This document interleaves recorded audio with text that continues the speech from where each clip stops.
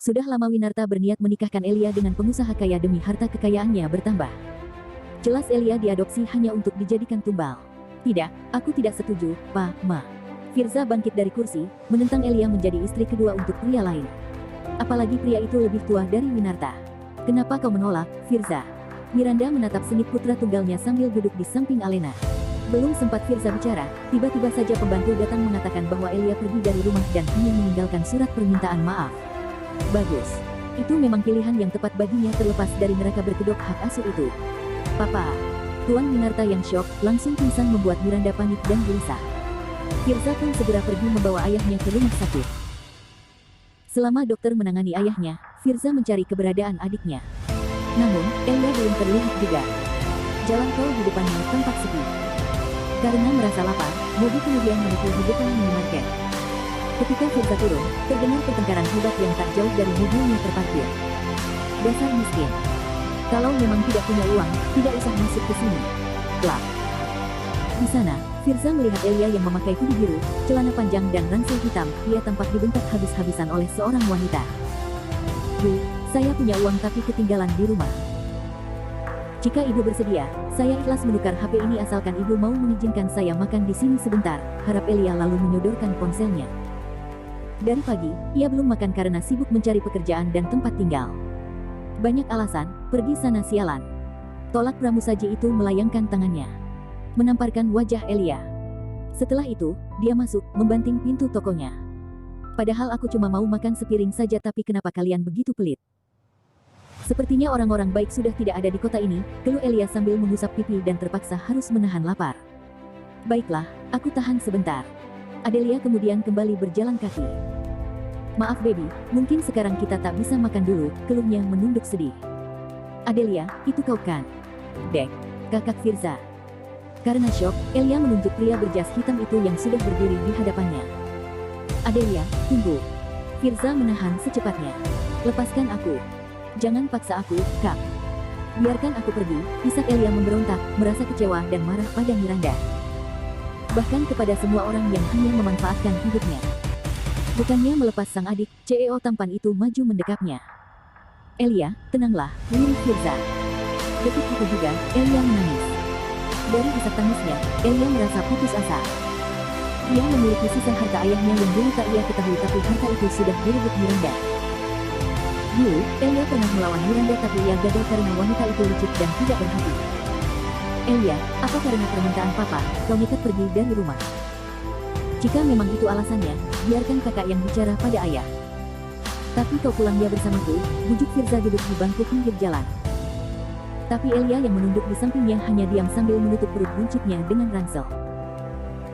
Karena tak ada jawaban, Firza pun hendak bicara soal janjinya yang mau melamar Elia agar adiknya tak menikah dengan pria lain, tapi Elia tiba-tiba bicara. Kak, ini bukan karena papa. Lalu, kenapa kamu pergi dari rumah? Apa karena mama yang suka mengganggu? Kak, aku sebenarnya sedang hamil.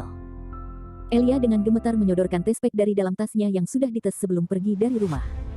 Apa? Dia hamil. Firza terkejut melihat 2 garis berwarna merah pada benda itu.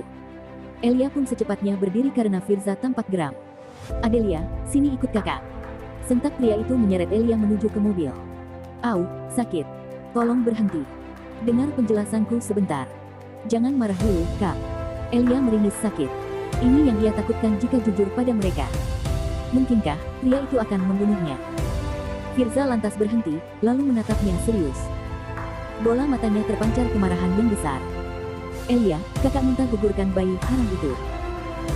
Jika kau menolak, kakak sendiri yang akan membunuhnya, ujar Firza mengencam, membuat Elia berguncang hebat. Sungguh pedih rasanya. Elia sudah lama menderita dan sekarang dipaksa untuk aborsi. Berbagai macam luka dan trauma yang ia dapatkan, apakah deritanya harus bertambah lagi? Andaikan waktu dapat terulang kembali, pasti ia akan memilih tinggal di panti asuhan. Namun, keinginannya kini sangat mustahil. Dalam rahimnya, sudah tumbuh benih kehidupan baru akibat jebakan malam itu. Plak, Adelia. Firza yang bengong memikirkan bagaimana adiknya bisa hamil, dia langsung ditampar sehingga terjatuh dan terjerembab ke tanah. Dia pun berdiri lalu berlari ke mobilnya. Mencari segera Elia yang lagi-lagi hilang dari pandangannya. Jelas bahwa balas dendam bos mafia itu sudah berhasil menghancurkan perasaan Firza. Tapi dari akibat perbuatannya, Elia yang tidak bersalah sama sekali menjadi korban dari permusuhan mereka. Ah, kenapa kalian semua kejam padaku? Kenapa? Salah aku apa? Elia meratap sedih, berlari terus dan tak peduli berhujan-hujanan.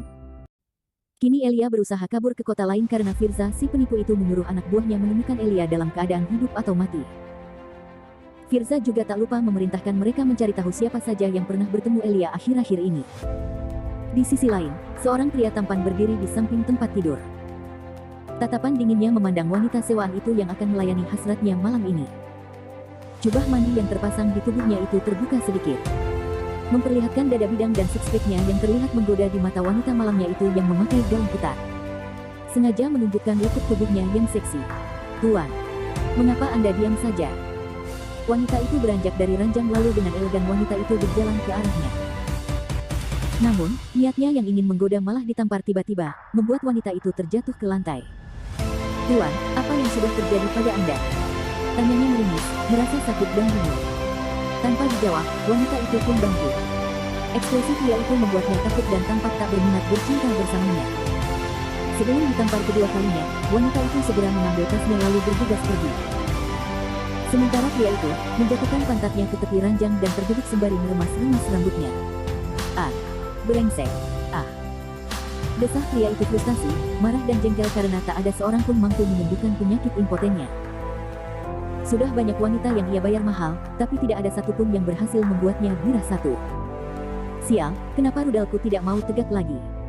Kenapa aku tidak bisa merasakan apapun sama sekali? Ia heran memandangi rudal miliknya tidak mau berdiri.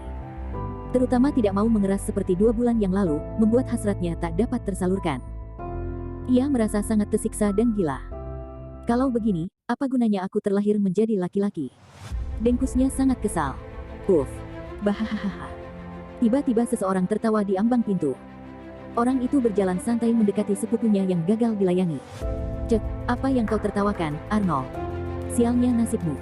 Kau masih muda tapi punyamu sudah tidak berguna. Aku jadi mengkhawatirkan masa depan klan kita, Dev," ucap orang itu. "Jika kamu masih kesulitan, maka kamu tidak bisa memberikan penerus untuk keluargamu," kata Arnold pada bos mafia itu bernama Devan King Haidar yang berkuasa di wilayah utara. "Oh, apa mungkin sebelum kau melakukan itu, kau perlu menikahi mereka dulu? Atau jangan-jangan ini adalah karma dari perbuatanmu yang telah menjebak gadis itu?" Gumamnya sembari menggosok dagu dan berpikir. "Cek, diamlah. Ini tidak ada hubungannya dengan gadis itu. Yang salah di sini itu kau. Memberiku wanita jelek," ujar Dev. Sifatnya jahat, dingin dan sombong. Ia tidak mau dianggap mendapat karma dari hasil perbuatannya yang memang suka semena-mena pada musuhnya, terutama kepada Elia malam itu. "Sekarang tidak usah membahas hal yang tidak penting, katakan saja apa yang kau dapatkan malam ini," tanya Dev setelah memakai kemeja dan celana. Arnold yang dianggap bodoh, ia tersenyum getir. Namun terlepas dari hal itu ia telah mendapatkan sesuatu yang akan membuat bosnya senang.